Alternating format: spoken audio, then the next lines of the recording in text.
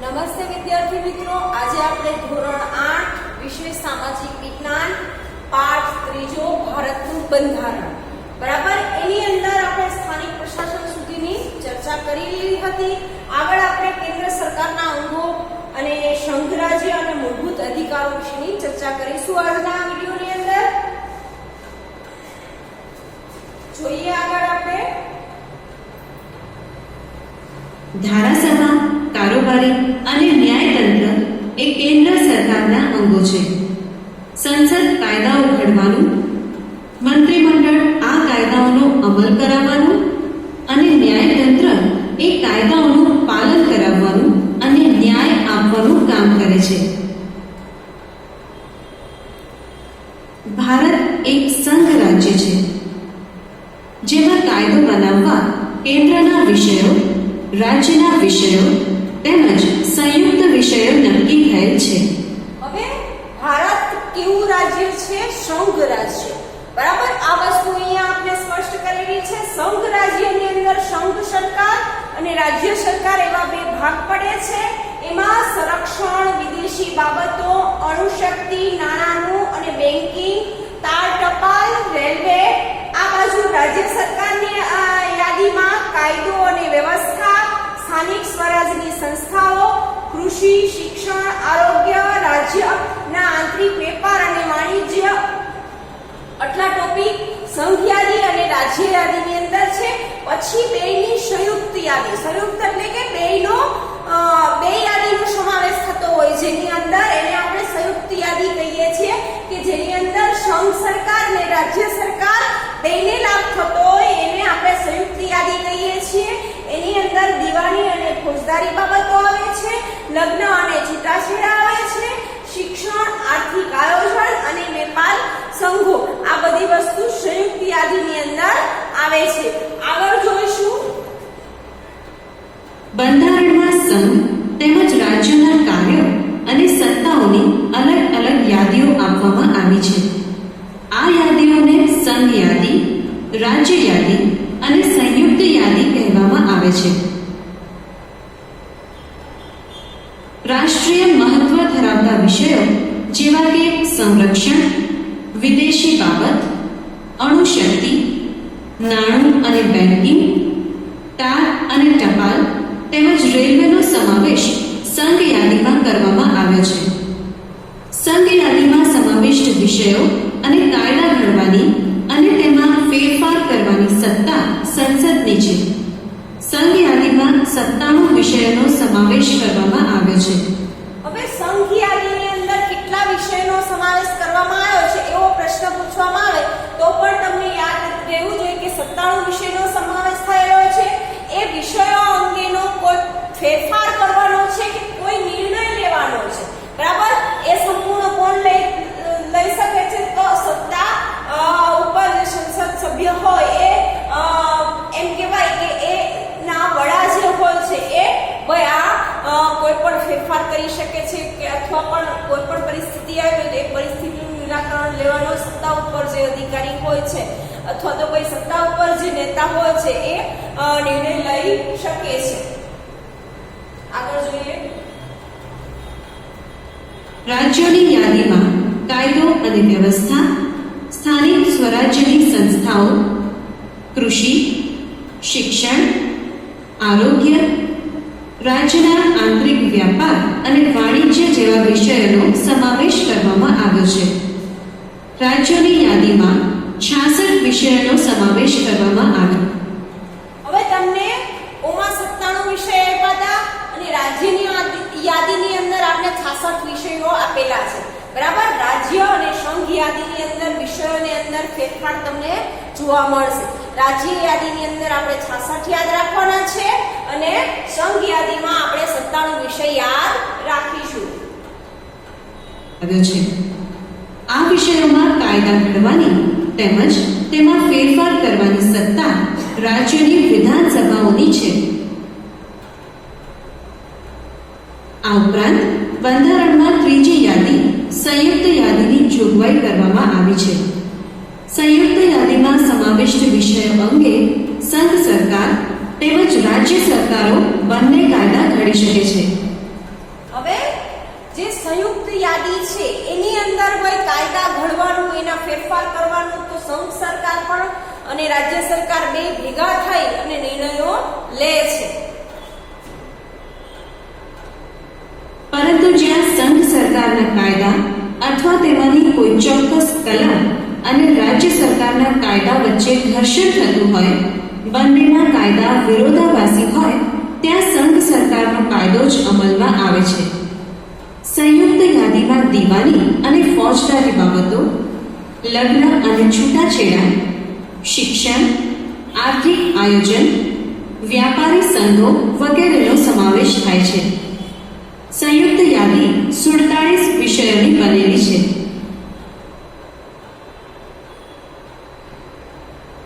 મૂળભૂત અધિકારોને ભારતીય બંધારણનો અંતરાત્મા પણ કહેવામાં આવે છે.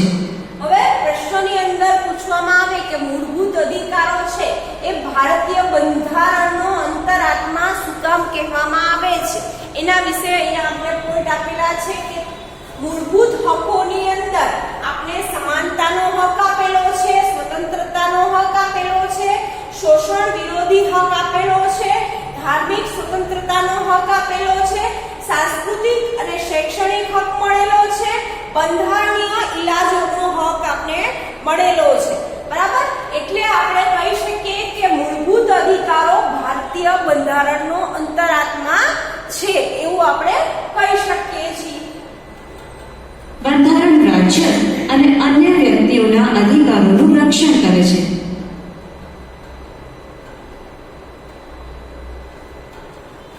મારું રાજ્ય લોકશાહી પ્રજાસત્તાક છે. જવાબ: ભારત.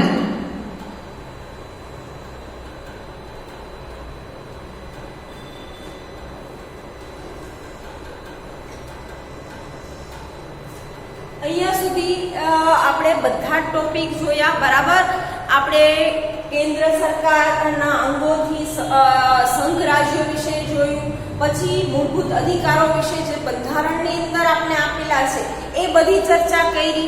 બરાબર, અહીંયા સુધી આપણે પાઠના તમામે તમામ પોઈન્ટ આપણે લઈ લીધા છે અને પૂરતી સમજ આપણે આપેલી છે. એ ઉપરાંત આજે આપણે પાઠની પાછળના જે સ્વાધ્યાયના પ્રશ્નો છે એ પણ તમે સારી રીતે કરી શકશો. બરાબર, એ ઉપરાંત અહીંયા તમને ટેસ્ટ પણ બતાવીશ કે ટૂંકા પ્રશ્નો પણ તમે તમારી જાતે બનાવી શકો. અહીંયા આપણો આ ત્રીજો પાઠ પૂરો થાય છે. એ ઉપરાંત તમને વર્કશીટ પણ મળે છે, તો વર્કશીટ પણ તમે સમયસર પૂરી કરો. બરાબર, વ્યવસ્થિત સારા અક્ષરે. બરાબર, એ પણ ખૂબ જરૂરી છે. શું કામ કે લખવાની પ્રેક્ટિસ તમને રહે એટલા માટે આપણે વર્કશીટ આપીએ છીએ. ઉપરાંત તમને કહું છું કે નોટમાં પણ જેટલું બને એટલું લખવાનો પ્રયત્ન કરજો. તમારી પાસે જે પણ અવેલેબલ નોટ છે એમાં લખજો. બરાબર, એટલે બધા વિષયોનો તમે જો પ્રેક્ટિસ કરતા રહેશો તો તમને તકલીફ પડશે નહીં. બરાબર, ઓન ધ સ્પોટ તમને લખવાનું આવશે તો એ સમયે ગમશે નહીં. એટલા માટે કહું છું કે લખવાની પણ સાથે સાથે આપણે પ્રેક્ટિસ કરતી રહેવાની છે. ખાલી વિડીયો જોવો ને સાંભળો ને સમજો એ વસ્તુ નહીં, પણ સાથે સાથે આપણે લખવાની પણ પ્રેક્ટિસ કરવાની છે. એ ઉપરાંત અહીંયા હું તમને આ પાઠની ટેસ્ટ પણ બતાવું છું આજે. બરાબર, એ ટેસ્ટ આપણે જોઈએ. બરાબર,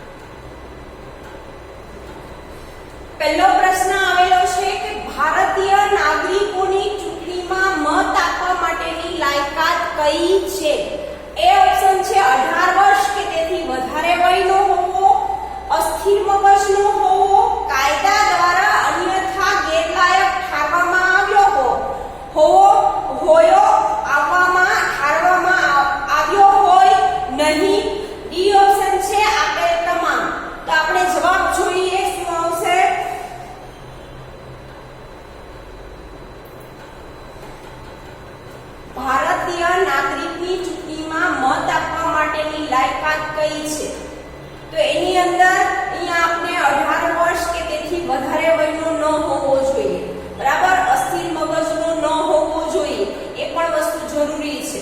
કાયદા દ્વારા ભાઈ કોઈ ગેરરીતિમાં પકડાયેલો હોય તો એવો વ્યક્તિ પણ ના ચાલે.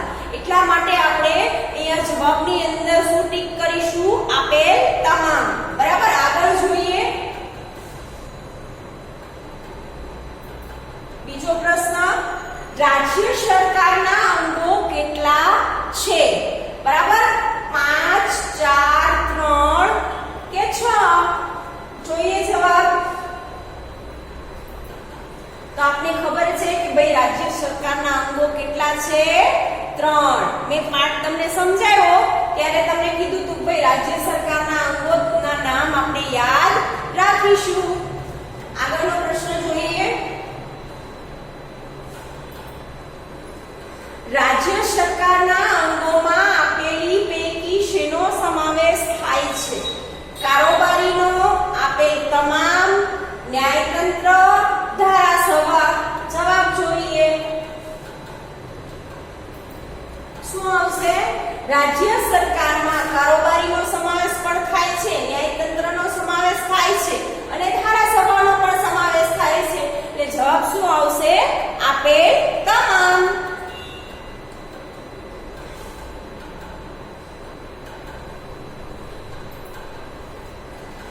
બંધારણમાં સંઘ તેમજ રાજ્યોના કાર્યોની યાદીને શું કહેવામાં આવે છે? તો પહેલો જવાબ છે આપેલ તમામ, બીજો છે રાજ્યની યાદી, સી ઓપ્શન છે સંયુક્ત યાદી અને ડી ઓપ્શન છે સંઘ યાદી. આપણે જોઈએ તો જવાબમાં શું આવશે?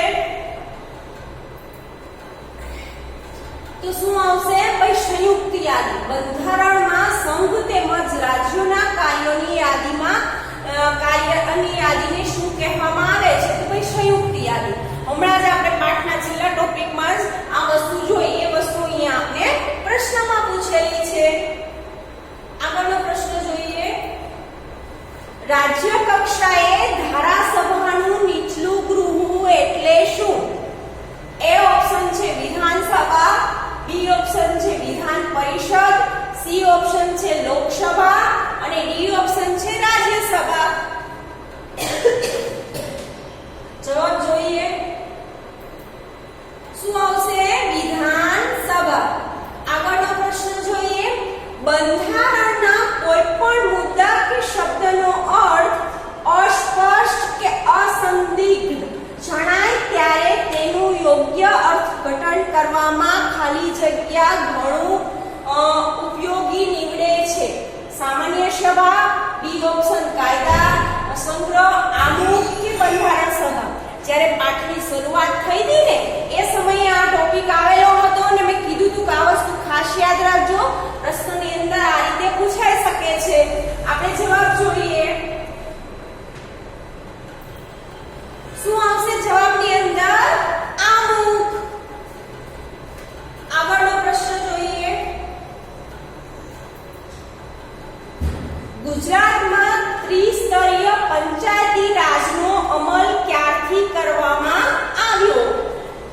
ફરી વિદ્યાર્થી મિત્રો પ્રશ્ન રિપીટ કરું છું. ગુજરાતમાં ત્રિસ્તરીય પંચાયતી રાજનો અમલ ક્યારથી કરવામાં આવ્યો? 15/8/1947 થી, 26/1/1958 થી, 1/4/1963 થી, 26/1/1950 થી.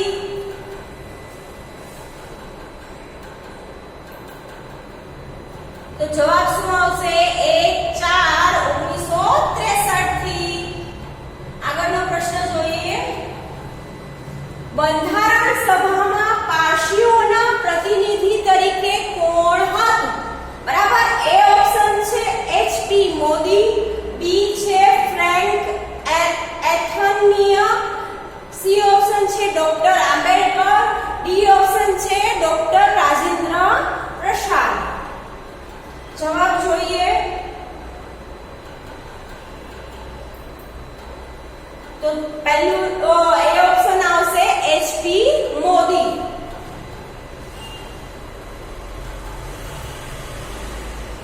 સંયુક્ત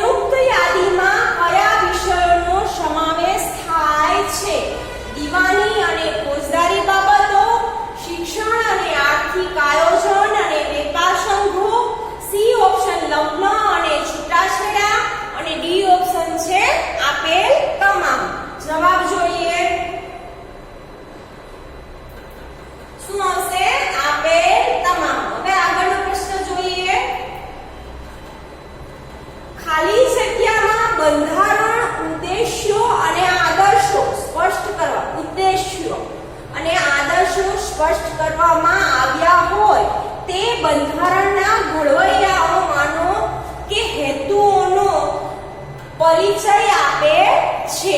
તો આપણે શું આવશે? એ ઓપ્શન જોઈએ. માર્ગદર્શક સિદ્ધાંતો, બંધારણ સંગ્રહ, કાયદા સંગ્રહ કે આમુખ? જવાબ જોઈએ.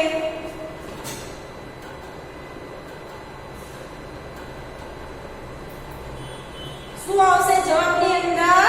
આમુખ. હવે આગળનો પ્રશ્ન જોઈએ. મંત્રીમંડળ શું કાર્ય કરે છે? તો મંત્રીમંડળ કાયદાઓનો અમલ કરવાનું, કાયદાઓનો સંગ્રહ કરવાનું, કાયદાઓનું ઘડવાનું, કાયદાઓનું પાલન કરવાનું. જોઈએ જવાબ. કાયદાઓનું અમલ કરવાનું કામ કોણ કરે છે? તો મંત્રીમંડળ. આગળનો પ્રશ્ન જોઈએ. સંયુક્ત યાદીમાં કેટલા વિષયોનો સમાવેશ કરવામાં આવ્યો છે? તો એની અંદર આપણે જોઈએ. એ ઓપ્શન છે 57, બી ઓપ્શન છે 77, સી ઓપ્શન છે 47 અને ડી ઓપ્શન છે 67. ચાલો જવાબ જોઈએ. તો શું જવાબ આવશે? 47. બરાબર. 47 વિષયોનો કઈ યાદીમાં? તો સંયુક્ત યાદીમાં સમાવેશ થયેલો છે. આગળનો પ્રશ્ન જોઈએ. નગરમાં કેટલી વસ્તી હોય તો નગરપાલિકા કાર્ય કરે છે? અહીંયા એ ઓપ્શન આપેલો છે 15,000 થી 30,000 સુધી, 15,000 થી 95,000 સુધી, 15,000 થી 45,000 સુધી અને 15,000 થી 5 લાખ સુધી. આપણે જોઈએ જવાબ. તો 15,000 થી 5 લાખ સુધી હોવી જોઈએ. બરાબર. આગળ જોઈએ પ્રશ્ન નંબર 17. ભારતના બંધારણની શરૂઆત શેનાથી થાય છે?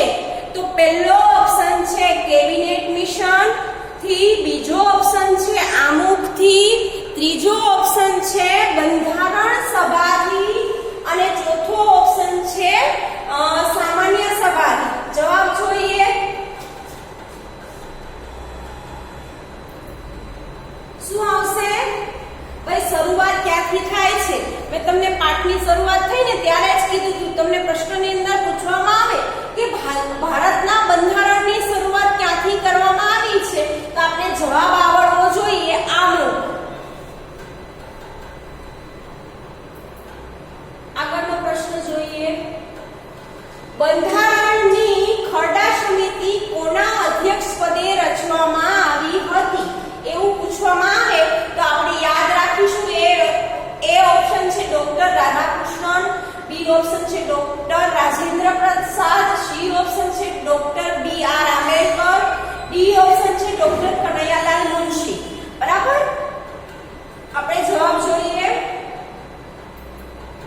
તો જવાબની અંદર શું આવશે? ડોક્ટર બી.રાવ આંબેડકર. બરાબર. એ કોણ હતા? બંધારણ ખરડા સમિતિના અધ્યક્ષ પદે બી.રાવ આંબેડકર હતા એવું યાદ રાખવાનું છે. બરાબર. અધ્યક્ષ પદે ખરડા સમિતિના. આગળનો ક્વેશ્ચન જોઈએ. વિદેશી બાબતો અને અણુશક્તિનો સમાવેશ કઈ યાદીમાં કરવામાં આવે છે? રાજ્ય યાદી, કેન્દ્ર યાદી, સંઘ યાદી કે સંયુક્ત યાદી? જવાબ જોઈએ. તો શું આવશે જવાબની અંદર? સંઘ યાદી. હવે 20મો પ્રશ્ન જોઈએ આપણે.